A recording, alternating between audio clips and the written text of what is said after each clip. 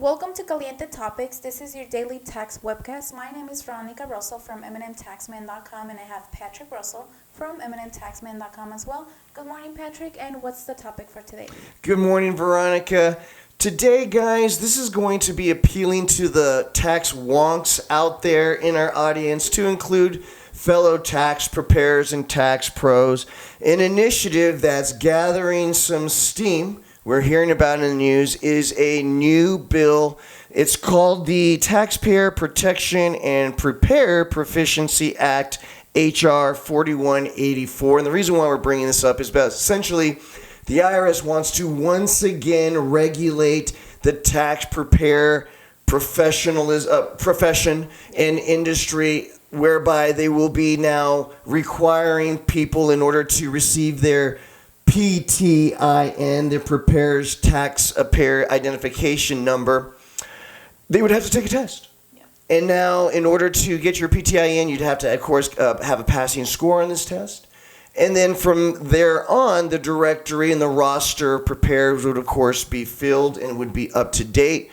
And the IRS would, of course, be ensuring that the list of PTIN members were keeping up with their credentials by now also requiring continued education hours.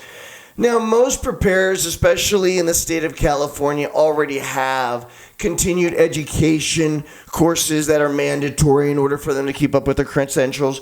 Arizona is one that does not, actually. So there are states that do not really regulate their preparers at all. And so, by and large, the concept that most people would accept is like, yeah, these people are being paid for a service. They should be required to show a competency in that service. And so, by and large, everybody would agree it's a good idea. However, the IRS has tried this in the past. I don't know if you remember, but in 2013, when they actually initiated the PTIN program, it came with a fee. And it also came with a lot more rigorous testing and continued education and reporting requirements, to which the IRS was sued. And the 3 small business owners successfully won the lawsuit. And that really scaled back the PTIN and the course education credential requirements that you had to keep up with, as well as far as the regulatory, being able to take your PTIN away should you have been a preparer that might have come across, the IRS in the wrong way and they found you to be, incompetent. Yeah.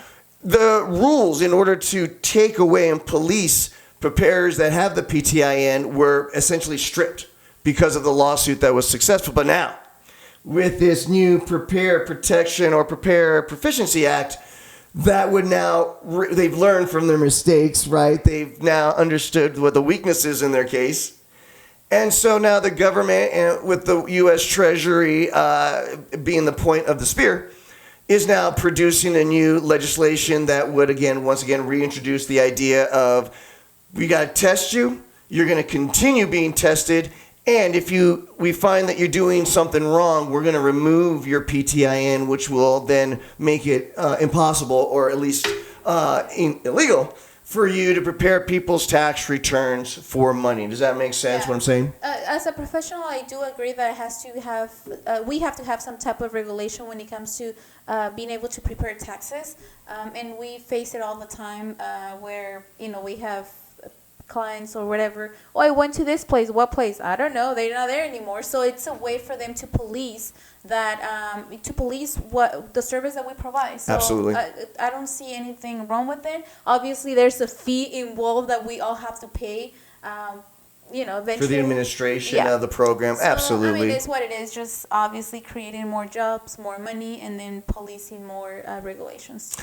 And ironically, would you believe the groups that are the most supportive of this measure, not just the IRS, it is, of course, accountants, definitely. CPAs, tax attorneys. These groups are very much in favor for this legislation. Why? It makes it harder for individuals to enter into the tax preparation industry. And as we know, it's becoming more competitive by the year. And so it only makes sense for the sharks in the water to want to get rid of the competition. But by and large, still a great idea, but prepares, if you don't already have a calendar involved where you're taking courses and having to continue your education and taking a test at the end to earn a certificate, get ready, because that is something that you're going to have to incorporate now into your business calendar. It's going to be something that's needed. A lot of support is actually being had. There's a lot of gravitational forces pushing this bill. So most talking heads, most pundits are declaring that this initiative is probably going to pass, and it is something that we're going to see starting next year. I don't see why not. But I don't see why not this time around either, especially if you're going to go about it with a law that's going to be tied into a lot of budget considerations.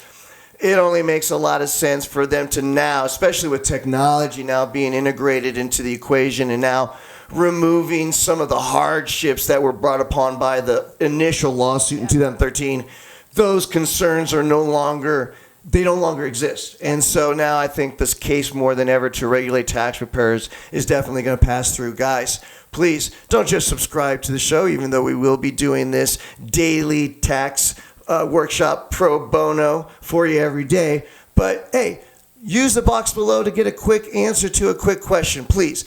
Lend your voices to the show. It'll make it a whole lot more fun. Guys, no matter what happens to you today, no matter what challenges or obstacles you may face, you just need to remember one thing.